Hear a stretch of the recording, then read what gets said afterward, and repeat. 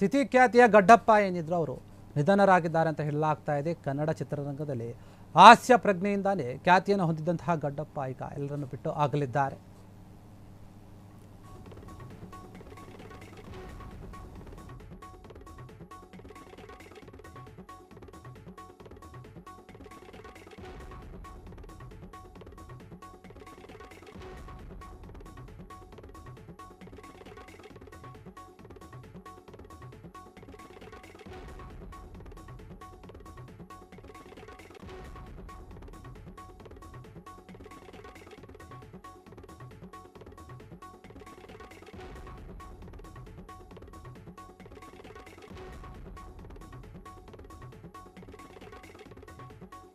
ಹೇಳಲಾಗ್ತಾ ಇದೆ.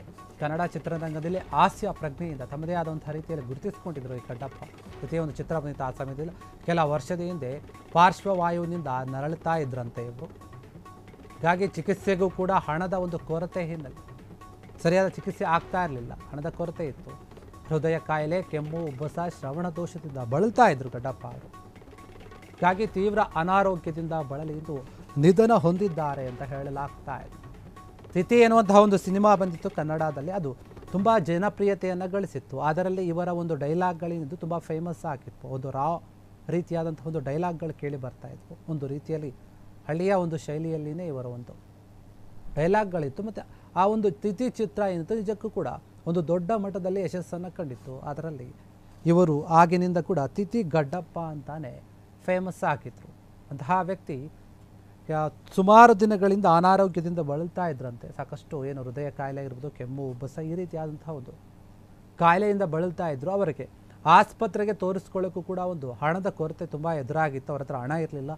ಸಿನಿಮಾ ಮಾಡಿದ್ರೂ ಕೂಡ, ಹೆಸರು ಬಂದರೂ ಕೂಡ, ಫೇಮಸ್ ಆಗಿದ್ರು ಕೂಡ ಅವ್ರ ಹತ್ರ ಹಣ ಇರಲಿಲ್ಲ. ಆಸ್ಪತ್ರೆಗೆ ತೋರಿಸ್ಕೊಳ್ಳೋಕ್ಕೆ, ಸರಿಯಾದ ಟ್ರೀಟ್ಮೆಂಟನ್ನು ತೆಗೆದುಕೊಳ್ಳೋಕ್ಕೆ ಅವರ ದುಡ್ಡಿರಲಿಲ್ಲ.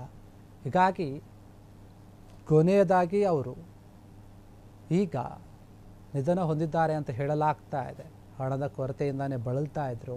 ಒಂದು ಕಡೆ ಹಣದ ಅಭಾವ ಆದರೆ ಇನ್ನೊಂದು ಕಡೆ ಆರೋಗ್ಯದ ಸಮಸ್ಯೆ, ಇವೆರಡನ್ನು ಕೂಡ ನಿಭಾಯಿಸೋಕ್ಕಾಗ್ತದೆ. ತೀವ್ರ ಅನಾರೋಗ್ಯದಿಂದ ಬಳಲಿ ನಿಧನರಾಗಿದ್ದಾರೆ ಅಂತ ಹೇಳಲಾಗ್ತಾ ಇದೆ. ತಿಥಿ ಖ್ಯಾತಿಯ ಒಂದು ಗಡ್ಡಪ್ಪ ಏನಿದ್ದಾರೆ, ಸಾಕಷ್ಟು ವೈರಲ್ ಕೂಡ ಆಗಿದ್ರು ಇವರು. ಅವರ ಒಂದು ಡೈಲಾಗ್ಗಳಿಂದ ತುಂಬ ರಾ ಆದಂತಹ ಒಂದು ಡೈಲಾಗ್ಗಳನ್ನು ಹೊಡಿತಾ ಇದ್ರು.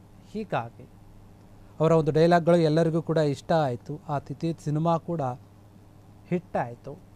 ಅದರಲ್ಲಿ ಯಾರ್ಯಾರು ಒಂದು ಪಾತ್ರವನ್ನು ಮಾಡಿದ್ರು ಅವರು ಕೂಡ ಫೇಮಸ್ ಆಗಿದ್ದರು. ಮುಖ್ಯವಾಗಿ ಇವರ ಹೆಸರು ತುಂಬ ದೊಡ್ಡ ಮಟ್ಟದಲ್ಲಿ ಕೇಳಿ ಬಂದಿತ್ತು. ಹೀಗಾಗಿ ಈ ಒಂದು ತಿಥಿ ಖ್ಯಾತಿಯ ಗಡ್ಡಪ್ಪ ಅವರಿಂದ ನಿಧಾನವನ್ನು ಹೊಂದಿದ್ದಾರೆ ಅಂತ ಹೇಳಲಾಗ್ತಾ ಇದೆ.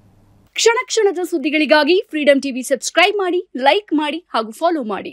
ಹೊಸ ಸುದ್ದಿಗಳ ನೋಟಿಫಿಕೇಶನ್ಗಾಗಿ ಬೆಲ್ ಐಕಾನ್ ಮೇಲೆ ಕ್ಲಿಕ್ ಮಾಡಿ.